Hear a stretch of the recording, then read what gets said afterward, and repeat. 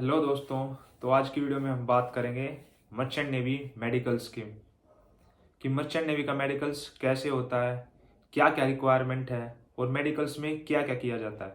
और जो merchant navy का मेडिकल्स है क्या वह है मेडिकल इंडियन नेवी की तरह ही होता है, यानी कि जो अपनी आर्म्ड फोर्सेस है उसके जैसा ही होता है।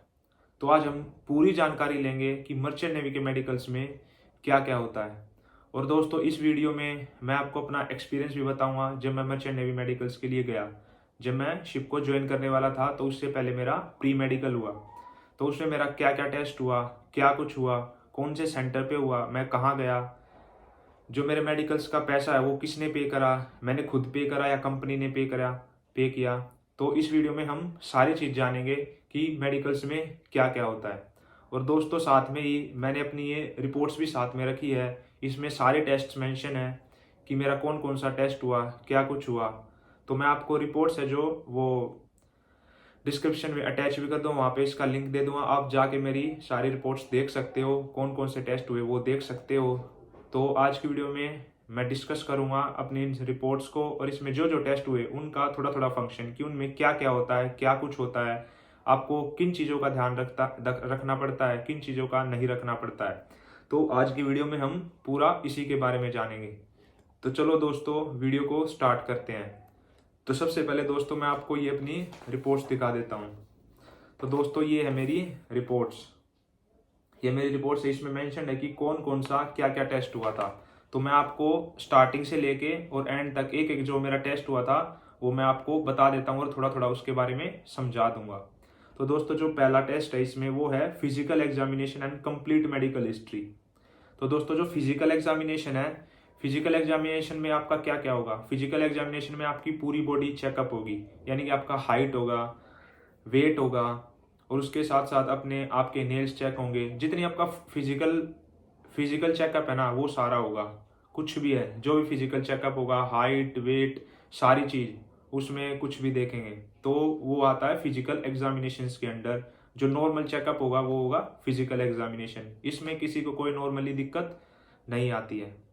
तो दोस्तों अभी जो दूसरा टेस्ट है वो है डेंटल एग्जामिनेशन। तो दोस्तों जो डेंटल एग्जामिनेशन है वो बहुत ही इंपॉर्टेंट है, क्योंकि जो डेंटल एग्जामिनेशन है वे वो बहुत ही अच्छे से चेक करते हैं। तो डेंटल एग्जामिनेशन में क्या क्या देखते हैं वो, डेंटल एग्जामिनेशन में जैसे किसी की टूथ डिके है, किसी कोई दांत टूटा हुआ है, दांतों में कीड़ा लगा हुआ है, तो ऐसा नहीं होना चाहिए दोस्तों। क्योंकि ये मेडिकल्स किस लिए होता है, क्योंकि अगर मान लो आपके दांतों में दिक्कत है और कंपनी ने आपको अलाउ कर दिया जहाज पे जाने के लिए, जहाज पे जाकर अगर मान लो आपको दांतों में दिक्कत होगी तो वहां पे दोस्तों जो इसकी कॉस्ट है वो बहुत ही महंगी होती है, बहुत ही एक्सपेंसिव होती है। अगर मान लो यहाँ डेंटल चेकअप 3,000 रुपये का होता है तो वही डेंटल चेकअप वहाँ 20,000 का होगा। इन डॉलर्स में खर्चा आता है, इन यूरोज में खर्चा आता है। तो दोस्तों वो कंपनी के लिए बहुत ही महंगा पड़ेगा। इसलिए जो कंपनी है वो अपनी रिक्वायरमेंट और जो डीजी शिपिंग की गवर्नमेंट की रिक्वायरमेंट है, मेडिकल रिक्वायरमेंट, वो पहले ही फुलफिल करके चलती है। तो दोस्तों डेंटल चेकअप ने वही दांतों की पूरी चेकअप होती है, सारे दांतों को, यानी कितने दांत है वो गिने जाते हैं, दांतों में कहीं कीड़ा तो नहीं लगा हुआ है, टूट डिके तो नहीं है या और कुछ दिक्कत है, तो वही पूरा डेंटल एग्जामिनेशन में आता है। तो जब मैं भी मेडिकल के लिए गया था तो मेरे भी दांतों में थोड़ी दिक्कत, यानी कि एक दो दांत में जो कीड़ा लगा हुआ था, तो उसके बारे में मैं आपको लास्ट में बताऊंगा कि मेरा एक्सपीरियंस क्या था, फिर कैसे क्या हुआ। तो अभी जो तीसरा एग्जामिनेशन है वो है साइकोलॉजिकल एग्जामिनेशन।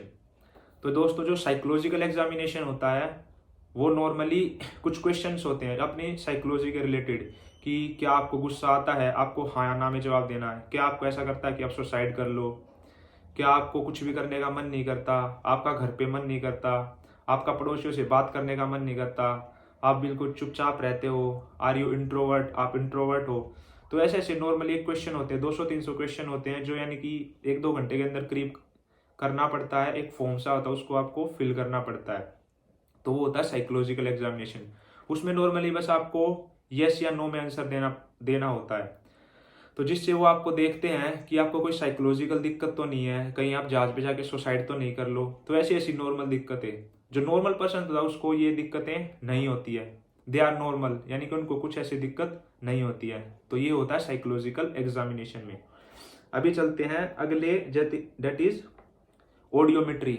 अब जो ऑडियोमेट्री का होता है वो दोस्तों बहुत ही इंपॉर्टेंट होता है। तो ऑडियोमेट्री में होता है हमारे कानों का चेकअप, यानी कि दोनों कानों का चेकअप होता है। तो वो कैसे होता है दोस्तों, तो एक वो लगाई जाती है, यानी कि आपको अलग अलग फ्रीक्वेंसी की जो साउंड्स है वो सुनाई जाएंगी। तो फिर वो अलग अलग फ्रीक्वेंसी की आवाज़ सुनाई देंगी और आपको वो पूछेगा कि आपको सुनाई दे रही है, कितनी सुनाई दे रही है। तो ऐसे ऐसे करके वो अपने कानों का टेस्ट करते हैं। तो जो कानों का और फ्रीक्वेंसी के बेस पे वो फिर बताते हैं कि आपकी जो ऑडियोमेट्री है, वो जो टेस्ट है वो नॉर्मल है। तो ये कानों का टेस्ट ऐसे होता है दोस्तों, अलग अलग फ्रीक्वेंसी पे आपको टेस्ट किया जाता है। अभी जो पांचवा टेस्ट है वो होता है दोस्तों आंखों का। दिस इज वेरी इंपॉर्टेंट, ये बहुत ही ज़्यादा इंपॉर्टेंट है, क्योंकि जो आई साइट है दोस्तों वो 6/6 होनी चाहिए और कलर ब्लाइंडनेस नहीं होना चाहिए। अब वो कैसे चेक करते हैं दोस्तों, तो वो पहले यानी कि 6/6 के चेक करने के लिए वही जो नॉर्मल आगे एक बॉक्स होता है उसको आपको पहले लेफ्ट आई से और राइट आई से ऐसे पढ़ना पड़ता है। और फिर कलर ब्लाइंडनेस के लिए वही एक बुक होती है, सर्कल्स में आपको नंबर्स होंगे, अल्फ़ाबेट्स होंगे या और कोई फिगर होगी जो आपको बतानी पड़ेगी। तो उसमें वही होता है। तो जो ये है आई साइट का, ये बहुत ही ज़्यादा इंपॉर्टेंट है। यानी कि दो टेस्ट तो बहुत ही ज़्यादा इंपॉर्टेंट है, एक तो कानों का और एक हो गया आंखों का। दे आर वेरी इंपॉर्टेंट, वो बहुत ही इंपॉर्टेंट है। अगर इन दोनों में से किसी एक में दिक्कत है या कुछ दिक्कत है तो आप मर्चेंट नेवी के लिए फिट नहीं हो। तो इसको अपने दिमाग में रखो। अगला टेस्ट होता है दोस्तों डिजिटल एक्सरे। तो एक्सरे दोस्तों ये सभी का नॉर्मली होता है। चेस्ट एक्सरे हो गया, यानी कि कोई थोड़ा बहुत ही फ्रैक्चर नहीं होना चाहिए या कुछ लंग्स वंग्स में कुछ दिक्कत नहीं होनी चाहिए। जैसे लंग्स में कोई स्मोक करता तो धुआं दम जाता है, तो उससे भी दिक्कत होती है, वो भी चेस्ट एक्सरे में आ जाता है। तो ऐसा कुछ नहीं होना चाहिए, तो वो सभी का नॉर्मली होता है। अब बात करते हैं ईसीजी की। ईसीजी होता है दोस्तों हार्ट के लिए, कि जो हमारा हार्ट है वो प्रॉपरली फंक्शन कर रहा है, यानी कि ब्लड पंप आउट कर रहा है, पंप इन कर रहा है। तो उसके लिए ईसीजी होता है। तो ईसीजी कैसे चेक करते हैं दोस्तों, वो कुछ वायर्स सी होती हैं, कुछ अपने यहाँ पे चेस्ट पे लगाते हैं लेटा के, और कुछ डिवाइस से वो कुछ ग्राफ सा बनाते हैं। तो उससे आपका हार्ट चेक करते हैं।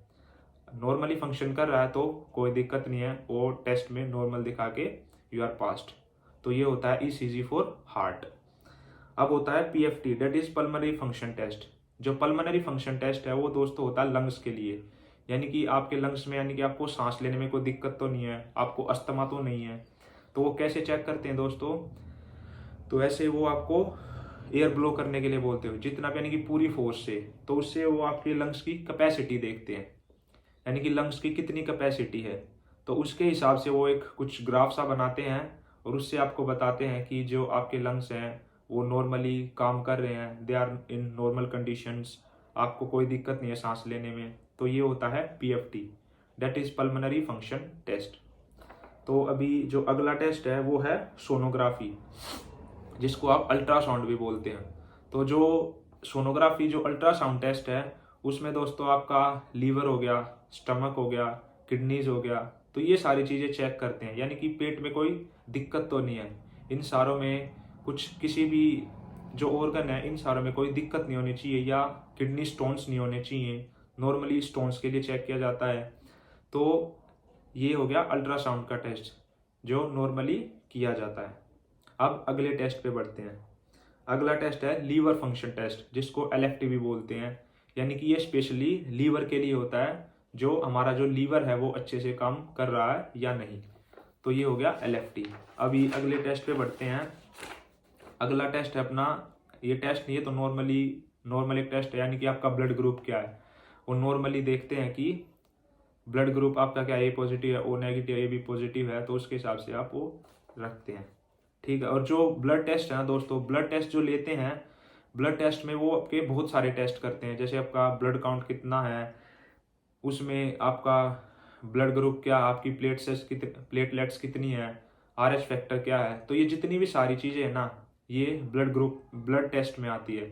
तो एक बार वो ब्लड लेंगे और उससे आपके जितने भी ब्लड रिलेटेड टेस्ट है ना, वो सारे ही उसमें आपको कर लेंगे और सारों का रिजल्ट आपको दे देंगे। तो वो ब्लड टेस्ट में ही आ जाते हैं। और जो ब्लड टेस्ट की रिपोर्ट्स है वो सारी नॉर्मल्स होनी चाहिए, यानी कि they are in normal limits के अंदर लाई करनी चाहिए। वो हो गया आपका ब्लड टेस्ट। अब दोस्तों आता है किडनी फंक्शन टेस्ट। अब जो किडनी फंक्शन टेस्ट है, किडनी में दोस्तों किडनी का स्पेशल एक टेस्ट होता है, उसमें आपका क्रिएटिन लेवल चेक किया जाता है। यानी क्रिएटिन लेवल कुछ मेडिकल से रिलेटेड है, जो उसमें यानी कि वो फंक्शन बताता है कि जो किडनीज है वो प्रॉपरली फंक्शन कर रही है या नहीं, तो उसके हिसाब से फिर वो टेस्ट किया जाता है।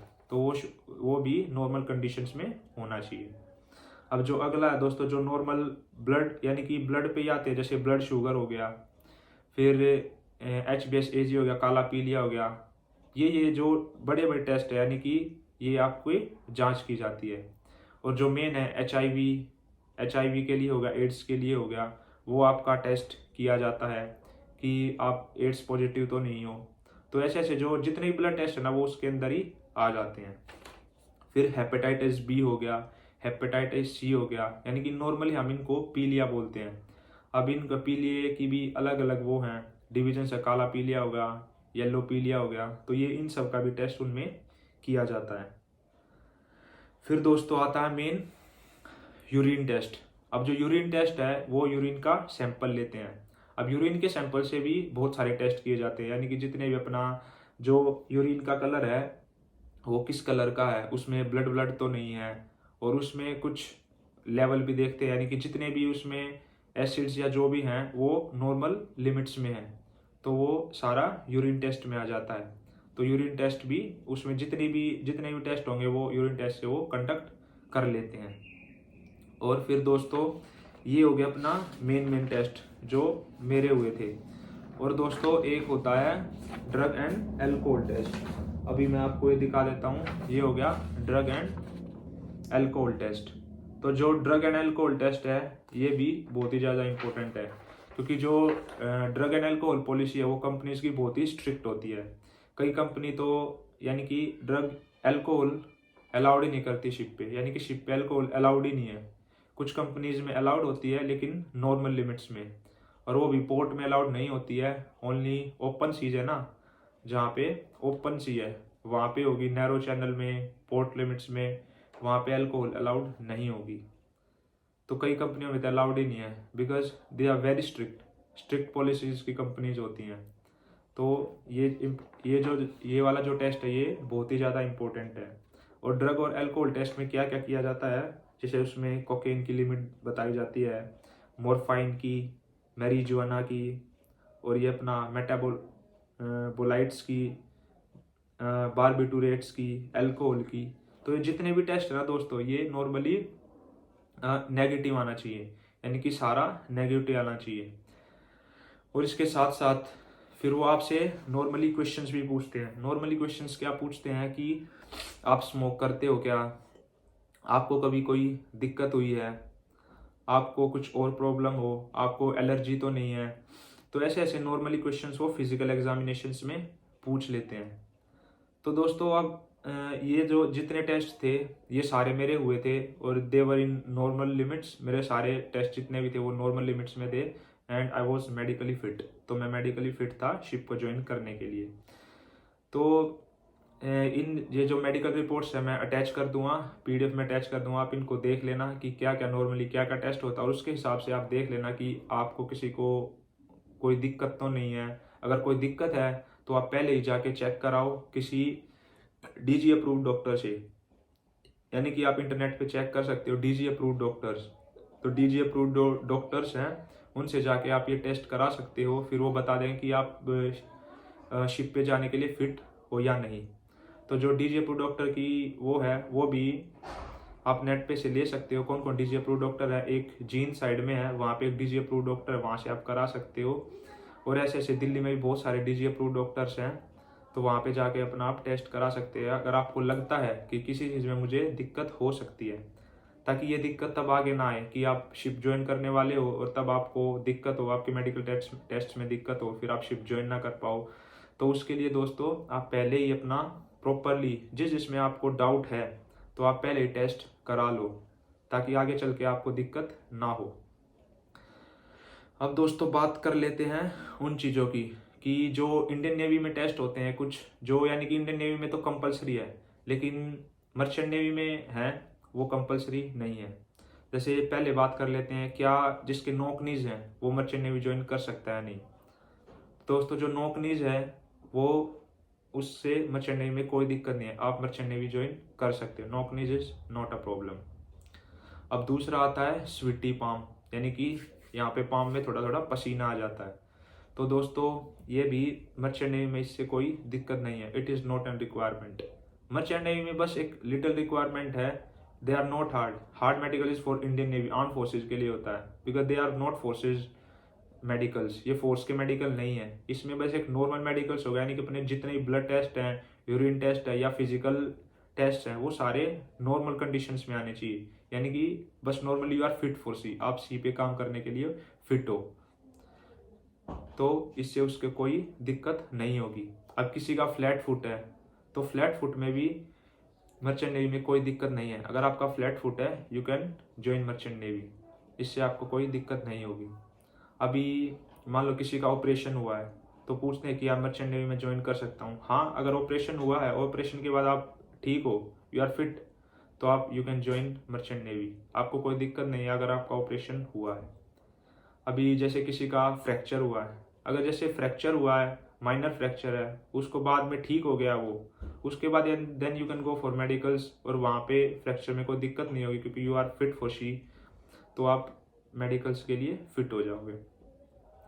अब बात करते हैं आई साइट की। आई साइट तो दोस्तों 6/6 ही चाहिए, यानी कि 6/6 तो होनी ही चाहिए आई साइट मर्चेंट नेवी ज्वाइन करने के लिए। तो और कलर ब्लाइंडनेस नहीं होना चाहिए, अगर आपको कलर ब्लाइंडनेस है तो उसका कोई इलाज भी नहीं है, there is no treatment for that, and then you can not join merchant navy, तो इस प्रोफेशन में आप मत आओ। अगर आप कलर ब्लाइंड हो, आपको कलर पहचानने में दिक्कत होती है, तो आप मर्चेंट नेवी ज्वाइन नहीं कर सकते हो। तो जो कलर ब्लाइंडनेस है इट इज़ मेन फैक्टर। तो दोस्तों अगर आपको कलर ब्लाइंडनेस है तो मर्चेंट नेवी आप ज्वाइन मत करो।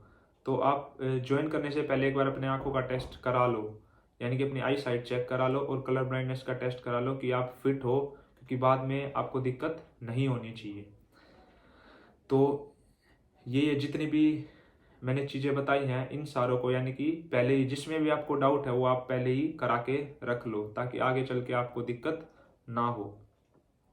तो ये कुछ चीज़ें थी जिनसे यानी कि कुछ डाउट थे कि हम मर्चेंट नेवी ज्वाइन कर सकते हैं, यानी कि हमें फ्रैक्चर हो जाए, हमारा ऑपरेशन हो रखा है, हमारा फ्लैट फुट है, हमारे नॉक नीज हैं, और एक ये जिसकी ये एल्बो मिलती है, यानी कि यहाँ से ये एल्बो मिल जाती है, एल्बो मीट करती है, तो ये इंडियन नेवी में तो this is point for medical, वहाँ पे आप मेडिकली अनफिट हो। लेकिन मर्चेंट नेवी में ऐसा कुछ भी नहीं है, यू आर मेडिकली फिट, अगर आपकी एल्बो मिल रही है तो कोई दिक्कत नहीं है, you are medically fit for merchant navy, fit for sea, तो आप मर्चेंट नेवी ज्वाइन कर सकते हो। तो दोस्तों ये कुछ मिथ थे, यानी कि जो इन्फॉर्मेशन थी, यानी कि जो बच्चे समझते थे कि ये भी आर्म फोर्सेस की तरह ही मेडिकल्स होता है कि हम मर्चेंट नेवी में भी हम मेडिकल आउट हो जाओगे, तो ऐसा कुछ भी नहीं है, आप मेडिकल आउट नहीं होंगे, दे आर अलाउड। तो अभी मैं आपको बताऊंगा कि अगर मान लो आपने यानी कि कोर्स कर लिया है और आप अभी शिप पे जाने वाले हो, तो जितनी बार भी आप शिप पे जाओगे ना, उससे पहले आपको मेडिकल कराना ही होगा, और जो मेडिकल का पैसा है वो कंपनी पे करती है, मेडिकल का पैसा सेंटर भी वही बताएगी और मेडिकल का पैसा भी कंपनी ही पे करेगी, बस आपको वहाँ पे जाना है और मेडिकल करा के आना है। तो जो मेडिकल मेरा हुआ था दोस्तों वो हुआ था दिल्ली में हुआ था, दिल्ली में एक सेंटर है, यानी कि एक हॉस्पिटल है, वहाँ पे जाके मेरा मेडिकल हुआ था। अब मैं बताऊंगा कि अगर मान लो मेडिकल्स में आपको कोई दिक्कत आ जाती है, वहाँ पे आप मान लो मेडिकल कराने गए और किसी भी टेस्ट में आपकी दिक्कत आ गई, तो आप शिप ज्वाइन कर पाओगे या नहीं कर पाओगे, ये बहुत ही बड़ी दिक्कत है। तो इसमें यानी कि मैं आपको बता दूं कि आप शिप ज्वाइन कर सकते हो। मान लो किसी टेस्ट में आपको दिक्कत आ गई, यानी कि कुछ भी थी रिपोर्ट थी वो जो पॉजिटिव आ गई है, यानी कि आपको उसमें मान लो दिक्कत है, तो आपको वो टाइम देंगे, यानी कि आप जाके उसका ट्रीटमेंट करा के आओ और दोबारा से फिर वही टेस्ट कराओ, और वही फिर आपको यानी कि नॉर्मल कंडीशंस में आ गया, then you are fit for sea, तो आप फिर दोबारा शिप पे जा सकते हो।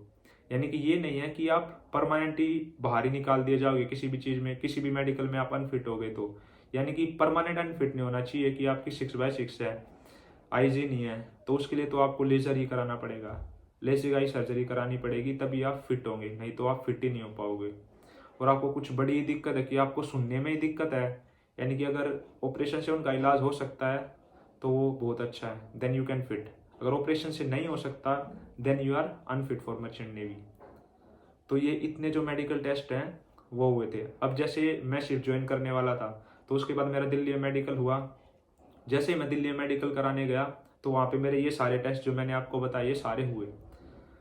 तो उसमें से एक टेस्ट था डेंटल का, यानी कि दांतों का टेस्ट। तो दांतों के टेस्ट के लिए जैसे ही मैं गया, जो मेरे पिछले दांत थे उसमें थोड़ा थोड़ा कीड़ा लगा हुआ था।